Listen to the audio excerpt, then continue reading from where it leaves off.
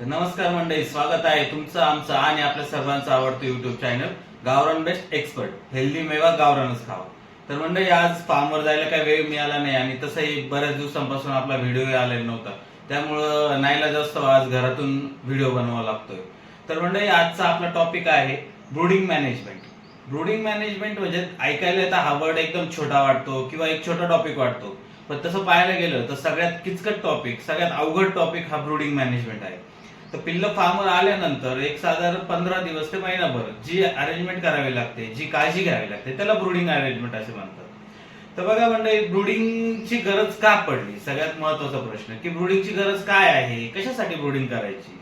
तर मंडळी बघा, जेव्हा पिल्लू बाहेर पडतं, जेव्हा अंड्यातून पिल्लू बाहेर पडतं, तर 1 ते 10 दिवसांपर्यंत त्याचा ब्रेनचा जो पार्ट असतो त्याचं नाव असतं हायपोथेरा.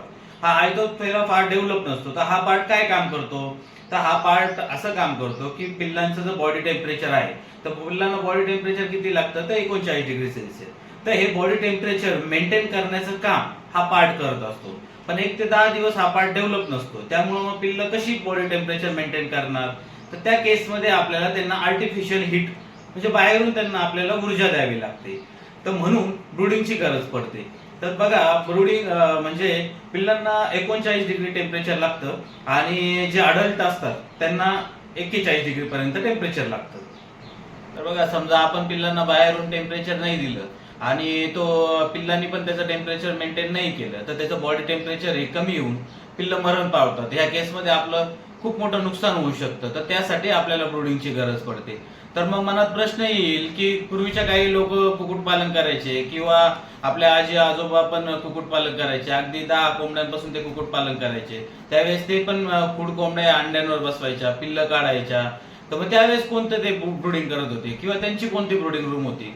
तर मंडळी, त्यावेळेस नक्कीच ब्रूडिंग करत नव्हते किंवा ब्रूडिंग रूम नव्हती. तर त्यावेळेस आपण काय करायचो, ती कोंबडी मागे ते पिल्लं फिरायचे. त्या केसमध्ये कोंबडी काय करायची, तिच्या शरीराची जे हीट आहे, तिच्या शरीराचं टेम्परेचर ऑलरेडी मी तुम्हाला सांगितलं की 41 डिग्री सेल्सिअस पर्यंत असतं. तर ती कोंबडी तिचं टेम्परेचर हे पिल्लांना द्यायची. तर त्या केसमध्ये पिल्लांचं बॉडी टेम्परेचर हे मेंटेन व्हायचं आणि मरतूक होत नव्हती. तर ठीक आहे, तर पुढे वळूयात आपण की आता ब्रूडिंग करायची. आता आपली पिल्लं येणार, तर त्याची तयारी कोणती कोणती केली पाहिजे.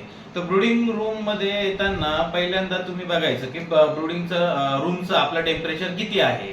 तर ब्रूडिंगचं टेम्परेचर, रूमचं टेम्परेचर मेंटेन करणं हे इतकं सोपं नसतं मंडळी.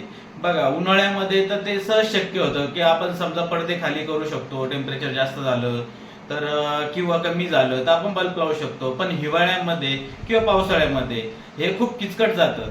लाईटचे प्रश्न असतात, त्या केसमध्ये आपल्याला हीटर लावावे लागतात किंवा आगीचा बंब वगैरे लावून आपल्याला रूम टेम्परेचर मेंटेन करावं लागतं. तर बघा, पिल्लं येणार आहे तर त्या दिवशी आपण सर्वप्रथम मी सांगितलं की रूमचं टेम्परेचर चेक करा. तर आपण काय चूक करतो, सगळ्यात मोठी चूक मी तुम्हाला सांगतो की पिल्लं ज्या दिवशी येणार आहे त्या दिवशी आपण तयारीला लागतो. मग पिल्लं टाकल्यानंतर आपण बल्ब लावणार, मग आपण हीटर लावणार, मग लगेच रूमचं टेम्परेचर हे तुमचं 39 डिग्री 32 डिग्री हे होणार आहे का मंडळी? नक्कीच नाही होत. तर त्यासाठी तर तुम्ही ऍटलिस्ट 24 तास अगोदर हे बल्ब लावून ठेवले पाहिजे, म्हणजे रूमचं टेम्परेचर हे मेंटेन होतं. म्हणजे पिल्लं आपण फार्म वरती आणल्यानंतर आपल्या रूम मध्ये टाकल्यानंतर की त्यांना जो टेम्परेचरचा जे व्हेरिएशनचा शॉक असतो तो शॉक बसत नाही. तर ब्रूडिंग रूम तयार कशी करायची. ब्रूडिंग रूम तयार झाल्यानंतर सर्वप्रथम ती पूर्ण क्लीन करा, तिचं पूर्ण निर्जंतुकीकरण करा, तिला चुन्याचा आपण वॉश करा, त्यानंतर कोर्सोलिनचा त्याला स्प्रे घ्या. त्यानंतर हे सगळं निर्जंतुकीकरण झाल्यानंतर आपण एक चिक गार्ड लावूया. चिक गार्ड म्हणजे काय, तर चिक गार्ड हे आपला एक व्हाईट कलरचा हे येतो, पेपर येतो, तर तो व्यवस्थित लावायचा आणि राऊंड मध्ये करायचं. तर ते केल्यानंतर त्याच्यामध्ये आपण तूस टाकायचा. तर तूस टाकल्यानंतर बघा, काही मंडळी तूस टाकतात आणि लगेच त्याच्यावरती पिल्लं सोडतात किंवा काही मंडळी तूस टाकतच नाही. तर तूस व पेपर टाकणं गरजेचं आहे. पेपर जर नाही टाकला तर पिल्लं आपले तूस खातात आणि मग त्यांना इन्फेक्शन होतं. त्यामुळे पहिले 3-4 दिवस ऍटलिस्ट त्याच्यावरती पेपर असणं गरजेचं आहे. आणि काही लोक आपण न काही तूस टाकता किंवा कोबा नसतो, डायरेक्टली मातीवरती सोडतात. तर माती ही थंड असती, ओली असती, पावसाळ्यात ओली असती, तर त्या केसमध्ये त्यांचं टेम्परेचर कसं मेंटेन होणार. तर ही चुकीची पद्धत आहे. तर त्यानंतर येतो की काय करायचं. मग त्यानंतर 1 ते 2 दिवस त्यांना आपल्याला गुळ पाणी द्यावं लागतं, त्यांचं ग्लुकोजचं पाणी द्यावं लागतं. त्यानंतर 1 ते 4 दिवस त्यांना आपल्याला रवा खाऊ घालावा लागतो. आणि सगळ्यात महत्वाचं एक गोष्ट म्हणजे एक वस्तू ही तुमच्याकडे हवी, ती म्हणजे टेम्परेचर मीटर. अगदी Amazon वर वगैरे अगदी 250-300 रुपयामध्ये तुम्हाला टेम्परेचर मीटर मिळतं. हे तुम्ही त्या रूम मध्ये ठेवायचं, जिथे तुम्ही पिल्लं ठेवणार तिथं ठेवायचं, जेणेकरून तिथलं टेम्परेचर किती आहे हे तुम्हाला एक्झॅक्टली कळतं. टेम्परेचर कमी झालं तर तुम्ही बल्ब वाढवू शकता किंवा जास्त झालं तर बल्ब कमी करू शकतात. समजा तुमच्याकडे टेम्परेचर मीटर नाहीच आहे, मग तुम्ही काय करणार? त्या केसमध्ये तुम्हाला पक्ष्यांना ऑब्झर्व करायचंय. ऑब्झर्व केल्यानंतर तुम्हाला असं लक्षात येईल की सपोज बल्बाच्या जवळ जर पक्षी घोळका करून उभे असतील तर समजायचं त्यांना हीटची गरज आहे, तो आपले टेम्परेचर कमी पडतंय. त्या केसमध्ये तुम्ही 1-2 बल्ब अजून वाढवा, जेणेकरून त्यांना हीट पूर्ण मिळेल. आणि समजा पक्षी लांब लांब पळतोय, बल्बापासून लांब पडतोय, कोपऱ्यात जातोय, तर त्यावेळेस तुमची हीट ही जास्त झालेली आहे, टेम्परेचर हे जास्त झालेलं आहे, मग त्या केसमध्ये तुम्ही 1-2 बल्ब कमी करू शकतात. पण टेम्परेचर मीटर हे असणं आवश्यक आहे. तर बघा मंडळी, हा लाईट, आता हे लाईट, त्याच्यानंतर हे लाईट तुम्ही लावणार. हे लाईट साधारणतः आपल्याला बघा जमिनीपासून ऍटलीस्ट 2 फूट उंच हवेत, की ते खूप खाली पण नको किंवा ओव्हर हीट करून मग पक्षी दगावण्याची शक्यता असते. आणि एक सगळ्यात मोठी चूक हा आपला शेतकरी मंडळी जर कोणती करत असेल तर ती ही आहे. सपोज त्यांनी 500 पिल्ल आणले, तर आपल्या फार्मवरती 500 पिल्ल आणले, तर तो काय करतो, एकाच ठिकाणी 500 पिल्ल सोडून देतो. तर तसं न करता मंडळी एक साधारण 200-200 पक्षी मावतील असे कप्पे बनवा, जेणेकरून ते पक्षी हे सेपरेट राहतील. आता संध्याकाळच्या वेळेस काय करतात पक्षी, त्यांना हीट घेण्यासाठी ते एकमेकाच्या अंगावर चढून बसतात किंवा अशा वेळेस ते घोळका करून बसतात. तर अशा वेळेस पक्षी, जो वीक पक्षी असतो तो मरण पावतो. तर तुम्ही कप्पे करात, अगदी 200-200 पक्ष्यांचे कप्पे करात आणि एक कप्पा हा एक्स्ट्रा बनवा, की त्यांना तुम्हाला ऑब्झर्व करायचं आहे. जर सपोज तुम्हाला वाटतंय की हा पक्षी आपला वीक दिसतोय, हा पक्षी आजारी वाटतोय, तर त्याला तो जो एक्स्ट्रा कप्पा आहे त्यात त्याला ठेवायचं आणि त्याला निओडॉक्स फोर्ट नावाचं हे अँटीबायोटिक त्याला द्यायचं.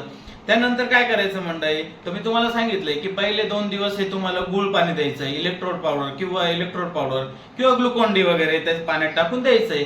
पहिले 2-3 दिवस त्याला काय द्यायचंय, तर रवा खायला द्यायचा आहे, की रवा हा पचायला म्हणजे छोटा दाणा असतो आणि तो सहज त्यांना पचतो. तर त्यानंतर काय करायचं, 3रा, 4था आणि 5वा दिवस. तर 3ऱ्या, 4था आणि 5व्या दिवशी त्यांना काय द्यायचं, तर इम्प्रुव्हल नावाचं हे प्रोबायोटिक मार्केटमध्ये मिळतं. तर हे प्रोबायोटिक त्यांना द्यायचं. तर यांनी काय होतं की यांनी त्याची ग्रोथ ही फास्ट होते. त्यानंतर काय करणार आपण, की 6वा दिवस, त्यानंतर आला 6वा दिवस. तर 6व्या दिवशी हे आपल्याला व्हायमरॉल नावाचं औषध त्यांना द्यायचं आहे. हे 6व्या दिवशी दिल्यानंतर 7व्या दिवशी हा सगळ्यात महत्वाचा दिवस आहे. तर 7व्या दिवशी आपल्याला काय करायचं, त्यांना व्हॅक्सिनेट करायचं आहे. तर कोणती व्हॅक्सिन देणार आपण 7व्या दिवशी, तर लासोटा द्यायची. ती तुम्ही पाण्यातून द्या किंवा तुम्ही डोळ्यातून द्या. आणि सगळ्यात महत्वाचं की डे 1 पासून आपल्याला पाण्यामध्ये हे वॉटर सॅनिटायझर वापरायचं आहे, म्हणजे पाण्याचं निर्जंतुकीकरण करणं गरजेचं आहे. पण ज्या दिवशी आपण लासोटा देणार आहोत त्या दिवशी मात्र आपल्याला पाण्यात सॅनिटायझर टाकायचं नाहीये. तर हे 1 ते 7 दिवसापर्यंतचं ब्रुडिंगचं मॅनेजमेंट मी तुम्हाला आता सांगितलं.